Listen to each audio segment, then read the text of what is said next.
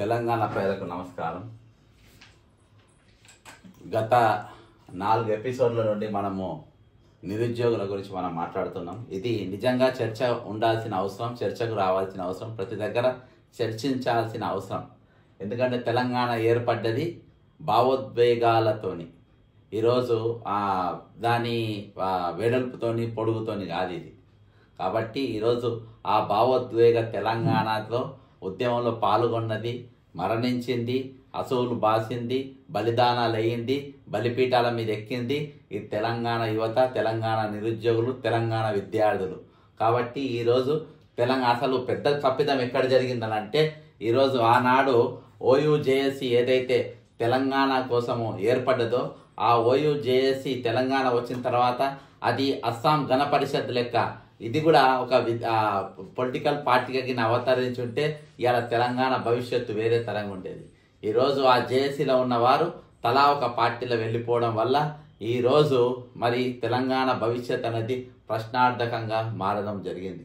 కాబట్టి ఏది ఏమైనప్పటికీ ఈరోజు తెలంగాణ తెలంగాణ నిరుద్యోగులు వాళ్ళ ఉద్యోగాల కోసం, వాళ్ళ హక్కుల కోసం అడుక్కునే పరిస్థితి వచ్చింది.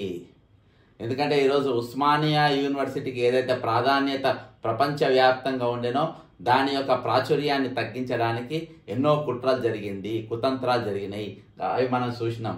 కానీ ఈరోజు తెలంగాణ ఏర్పడ్డ తర్వాత మరలా కాంగ్రెస్ పార్టీ అధికారంకి వచ్చిన తర్వాత కూడా ఈరోజు కళ్ళుబొల్లి మాటలు చెప్పుకుంటూ, మాటల గారడితోని ఈరోజు అబద్ధాలని చెప్పుకుంటూ అబద్ధాలే నిత్య సత్యాలుగా ప్రచురించే ప్రయత్నం చేస్తున్నారు.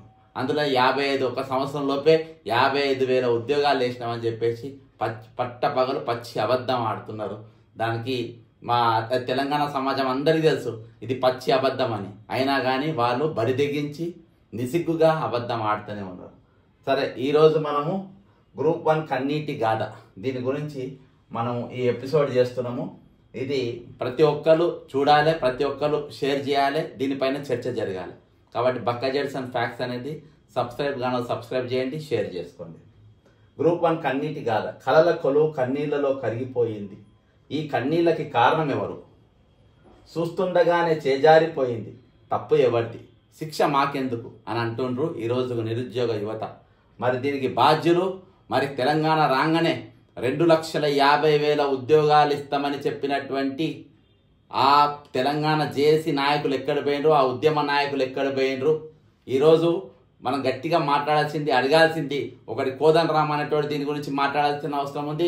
తర్వాత ఎమ్మెల్సీగా ఉన్నటువంటి మరి తీర్మానం మల్లయ్య దీని గురించి మాట్లాడాల్సిన అవసరం ఉంది. తక్కిన మరి ఇప్పుడు కమిషన్ చైర్మన్గా ఉన్నటువంటి మన సార్ పేరే మురళి గారు మాట్లాడాల్సిన అవసరం ఉంది. ఇక చాలా స్వరాలు ఉన్నాయి, వాళ్ళందరూ కూడా నోరు తెరవాల్సిన అవసరాలు ఉన్నాయి. కానీ వాళ్ళు మౌనంగా ఉన్నారు. సరే, వాళ్ళ గురించి మనం మాట్లాడదాం. రాక రాష్ట్రం ఏర్పడ్డ తర్వాత రోజు కళ్ళల్లోకి వచ్చే మా కలల కొలువు కళ్ళ ముందు కల్పించడానికి 10 ఏళ్ళు పట్టింది. తెలంగాణలో పెద్ద పండగలైన బతుకమ్మ, బోనాలు నాడు రాని సంతోషం, పెద్ద కొలువైన గ్రూప్ 1 నోటిఫికేషన్ వచ్చిందనగానే నిజమైన పండుగ వచ్చిందని అనుకున్నాం. మేం అట్టడుగు బలహీన వర్గాలం, మా పుట్టుకే పోరాటం, ఆ పోరాటమే మా ఇంటి పేరు. పాడైపోయిన బువ్వ, పలచని కూరలే మా బలం, ఏమాత్రం పనికిరాని ప్రభుత్వ చదివే మా ఆస్తి. నిత్యం నీడల అవ్వ బాపుల కష్టాలు కన్నీళ్లు వెంటాడుతూనే ఉంటాయి మమ్మల్ని. అగ్గిపెట్టే అంత సైజు ఉండే మా బంగ్లా, ఉదయాన్నే పలకరించే అర్ధ ఆకలి, ఆ 5 రూపాయల భోజనం, ఇవే మా లక్ష్యం వైపు పరిగెత్తించే ఇంధనాలు. లక్షల రూపాయల ఖరీదైన కోచింగ్ కంటే కష్టాన్నే నమ్ముకున్నాం. ఆ నమ్మకమే నిలబడుతుందనే ధైర్యం. పుస్తకాలతో కుస్తీ, ఛాయ్ తాగుతూ దోస్తులతో పలకరింపులు, పోటీ పరీక్షలో నెగ్గడం కోసం వ్యూహాలు, మొత్తం ఆ 10 నిమిషాల్లోనే.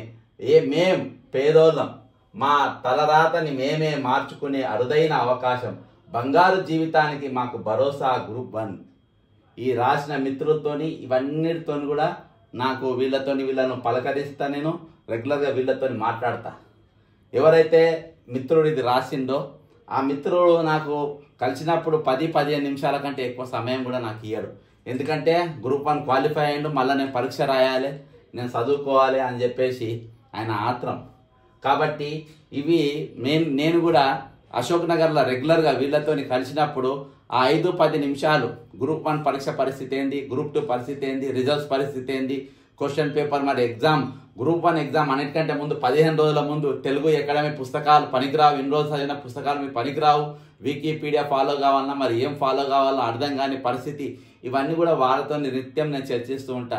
వాళ్ళు ఇచ్చిన ఇన్పుట్ను బట్టే నేను తెలుగు అకాడమీకి కానీ లేకుంటే ప్రభుత్వానికి కానీ నా రీప్రజెంటేషన్ నిరుద్యోగుల తరపున అక్కడనే అశోక్ నగర్లోనే నాకు కంటెంట్ దొరుకుతుంది. ఆ కంటెంట్ మీదనే నేను రీప్రజెంటేషన్లు తయారు చేసి ఇవ్వడం జరుగుతూ ఉంది. కాబట్టి ఈరోజు అశోక్ నగర్ చౌరస్తా, ఇది అశోక్ నగర్ చౌరస్తాలో నిత్యం జరిగే పరిస్థితి. ఈ మొదటి పారాగ్రాఫ్ రానే వచ్చింది. 10 ఏళ్ల గ్రూప్ పరీక్ష కొలువులు ఒకేసారి రావడంతో పట్టరాని సంతోషం. ప్రాణం పెట్టి అయిన పెద్ద ఉద్యోగం సాధించాలనే పట్టుదలతో ప్రిపరేషన్ మొదలు పెట్టినాం. మంచి మార్కులతో ప్రిలిమ్స్ పాస్ అయినాం. తుది రియల్గా ఈ బాబు మంచి మార్కులు వచ్చినప్పుడు నాకు కూడా చాలా సంతోషమైంది. ఎందుకంటే ఈయనకు ఎట్లయినా డిఎస్పి కావాలని నాకు ఆశ. తుది పరీక్షకి అర్హత సాధించినాం. ఇంకా ఏముంది, కలలు నిజమయ్యే క్షణాలు కొద్ది దూరంలోనే ఉన్నాయని అనుకున్నాం. అంతలోనే పరీక్ష పేపర్ లీక్ అంటూ మాపై పిడుగు పడింది. ఏమైందో అని తెలుసుకునే లోపే మేము రాసిన పరీక్ష రద్దయింది. కన్నీళ్ల వర్షంలో తడిసిపోయినాం. మర్చిపోయిన ఇంటి పేరు పోరాటం మళ్ళీ గుర్తు చేసింది. పరీక్ష రద్దుకు కారణమైన పరీక్ష పెట్టేటోడు మళ్ళా పరీక్ష పెడతా అనడంతో ఇంకా చేసేది ఏమి లేక కొత్తగా రీస్టార్ట్ అంటూ పుస్తకాలు తెరిచాం. ఈసారి కూడా అర్హత సాధించినాం. మెయిన్స్ పరీక్షకు అయినా ఎక్కడనో అనుమానం, పైసలే లేవనే కారణంతో బయోమెట్రిక్ పెట్టలే. అది అనేక అనుమానాలకి ఆస్కారం ఇస్తుంది అనే కారణంతో కోర్టు కొట్టేసింది. పరీక్ష పెట్టేటోడిని పొట్టు తిట్టి చక్కగా మళ్ళా పరీక్ష పెట్టమన్నది. ఎవడో చేసిన తప్పుకు మాకు శిక్ష పడుతూనే ఉన్నది. కేసీఆర్ సార్ మా కొలువులు నింపుతలేడని సారు కుర్చీని ఖాళీ చేసినాం. జీవన్మరణ సమస్యగా భావించి ప్రభుత్వాన్ని మార్చడంతో కాంగ్రెస్ పార్టీ కార్యకర్తల కంటే నిరుద్యోగులదే పెద్ద చెయ్యి. కొలువులు ఇవ్వని కేసీఆర్ని కసితీరా ఓడించి కాంగ్రెస్ సర్కారు కొలువు తీరేలా చేసింది నిరుద్యోగులే. ఇది ముమ్మాటికి సత్యం. ఎందుకంటే రాహుల్ గాంధీ గారు వచ్చారు, ఉద్యోగాలను నాది గ్యారంటీ అన్నారు.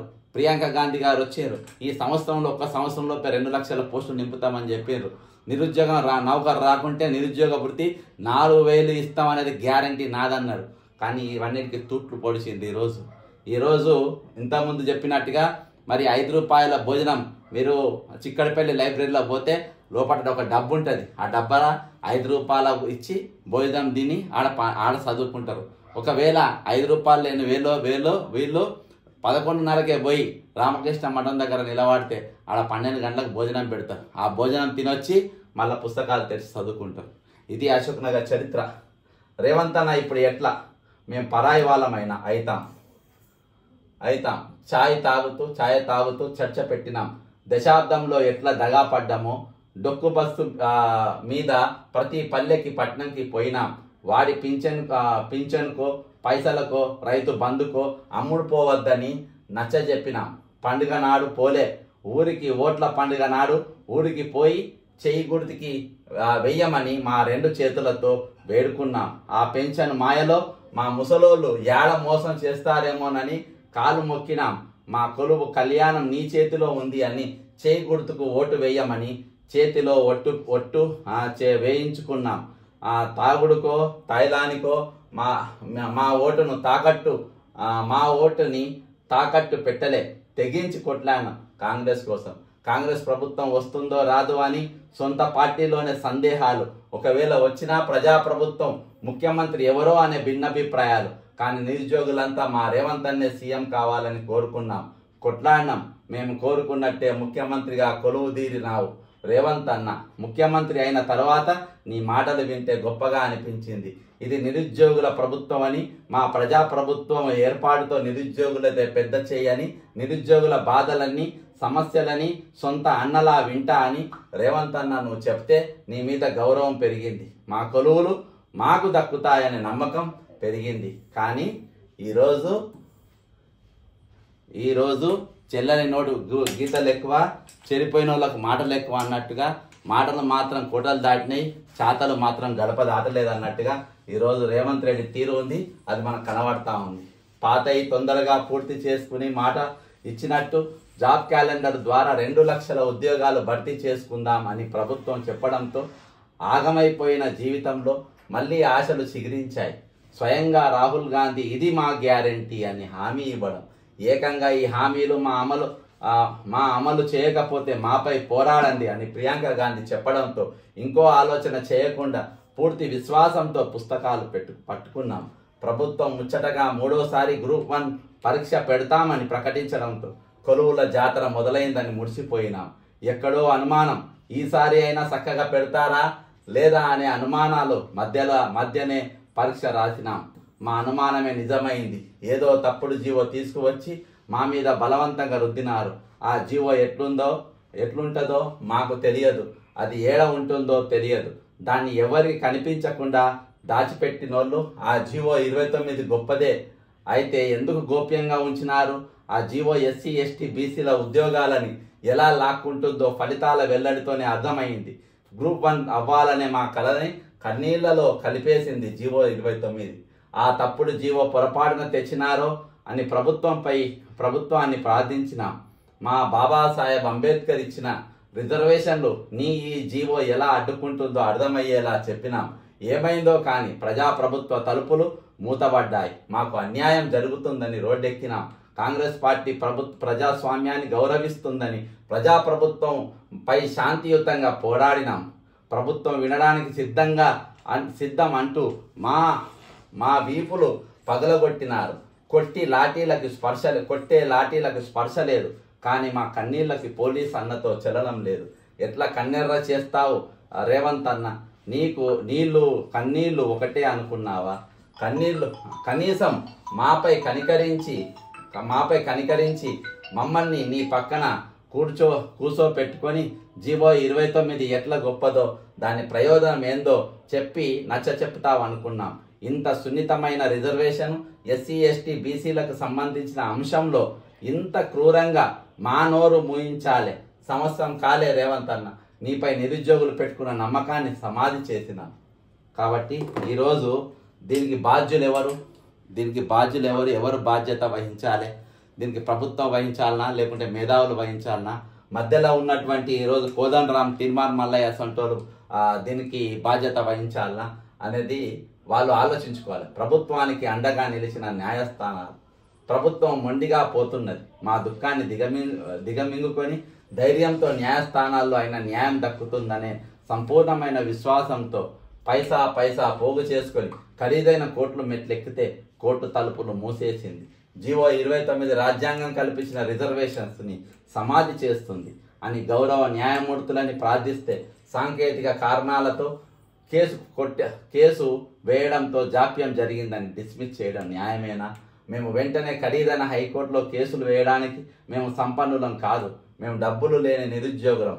ప్రభుత్వానికి న్యాయస్థానాలు అండగా నిలిచాయని సాక్షాత్తు ముఖ్యమంత్రి చెప్పడం ఇటు నిరుద్యోగులని న్యాయ కోవిదులని ఆశ్చర్యానికి గురి చేసింది. నవ్వులాటగా న్యాయస్థానాల్లో గ్రూప్ 1 కేసులన్నీ కొట్టివేయబడ్డాయి. ప్రభుత్వం రిజర్వేషన్స్ని భక్షిస్తుందని రిజర్వేషన్స్కి రాక్షసులుగా రక్షకులుగా ఉండాల్సిన న్యాయస్థానాలు జాప్యం అనే కారణంతో డిస్మిస్ చేస్తే ఆ తప్పుడు జీవో 29 ప్రభుత్వం మా రిజర్వేషన్స్ని లాక్కుంటున్నది. అసలు జీవో 29 రాజ్యాంగబద్ధమా లేకుంటే రిజర్వేషన్స్ వ్యతిరేకమా అని ఎవరు తేల్చాలి? దీనిపైన కూడా మనం మొన్న చర్చ జరిపినాం ఆల్రెడీ. ఈరోజు ఒకటే చెప్తున్నా, ఈ నిరుద్యోగులు, ఈ ఖాళీలు, 29 జీవో, నిరుద్యోగుల సమస్యలన్నిటిపైన రేపు జనవరి 26వ తారీఖు 2 రోజుల పాటు 48 గంటల పాటు నిరాహార దీక్ష కొనసాగుతుంది. నిరుద్యోగులంతా ఇందులో పాల్గొనాల్సిన అవసరం ఉన్నది. ఎందుకంటే ఈరోజు మనము ఎవరైతే మాట్లాడతారనుకున్నామో, ఎవరైతే ప్రశ్నిస్తాం అనుకున్నామో, ఎవరైతే నిరుద్యోగులకు బాసరగా నిలబడతాం అనుకున్నామో వాళ్ళందరూ ఈరోజు మరి గుత్తేదారుగా మారిపోయారు. మరి రేవంత్ రెడ్డి దగ్గర బౌన్సర్గా మారిపోయారు. రేవంత్ దగ్గర మోకాళ్ళపైన ఈరోజు నిలబడ్డారు. గ్రాడ్యుయేట్ ఎమ్మెల్సీలు మాట్లాడతలేని పరిస్థితి, గ్రాడ్యుయేట్ ఎమ్మెల్సీలు వచ్చి నిలవలేని పరిస్థితి. కాబట్టి ఈరోజు తెలంగాణ పోరాటం అప్పుడు ఏవైతే చెప్పిండ్రో ఆ మాటలన్నిటికీ ఈరోజు తూట్లు పొడిచి ఈరోజు గడిలకు కాదు మనుషులకు బౌన్సర్లుగా మారిండ్రు ఈ వ్యక్తులు. కాబట్టి నీ దుర్మార్గపు పాలన నిరుద్యోగుల వ్యతిరేకంగా ఈరోజు ప్రభుత్వాలు ఆలోచిస్తున్నప్పుడు నిరుద్యోగులు మరివిడత ఉద్యమానికి సిద్ధం కావాల్సిన అవసరం ఉంది. నడుం బిగాల్సిన అవసరం ఉంది. లేకుంటే ఇష్టానుసారమైన జీవోలు రాత్రి కలగంటారు, తెల్లారి అమలు చేస్తారు, రహస్యంగా జీవోలు పెడతారు, మళ్ళీ బయటికి తీసుకొచ్చి మన నెత్తిన రుద్దుతారు. కాబట్టి ఈరోజు ఈ మన హక్కుల కోసం, మన ఉద్యోగాల కోసం, మన నౌకర్ల కోసం, మన కొలువు కోసం మరొక పోరాటంకు తెరలేపాల్సిన అవసరం ఉంది. దానికి గాను నేను గతంలో 12 రోజుల పాటు ఆమె నిరాహార దీక్ష చేస్తే ఏం జరిగిందో నాకు తెలుసు, మీ అందరికీ తెలుసు, తెలంగాణ సమాజానికి తెలుసు. కాబట్టి ఈరోజు తెలంగాణ నిరుద్యోగుల భాగస్వామ్యంతోనే ఉద్యమం జరపాలని చెప్పేసి నిర్ణయించుకున్నాం. 48 గంటల పాటు చేయబోతున్న రేపు 26వ తారీఖు నాటి నుండి చేయబోతున్న 2 రోజుల దీక్షకు తెలంగాణ సమాజం, తెలంగాణ నిరుద్యోగులు, తెలంగాణ మేధావులు అనేటువంటి లేరు. మేధావుల ముసుగులో ఉన్న విలన్లు మీరైనా ఇప్పుడైనా మీరు కళ్ళు తెరవాలి, లేకుంటే మేము నన్ను చరిత్ర క్షమించాలని తెలియజేసుకుంటూ సెలవు తీసుకుంటున్నా. జై తెలంగాణ, అమరవీరులకు జోహార్లు.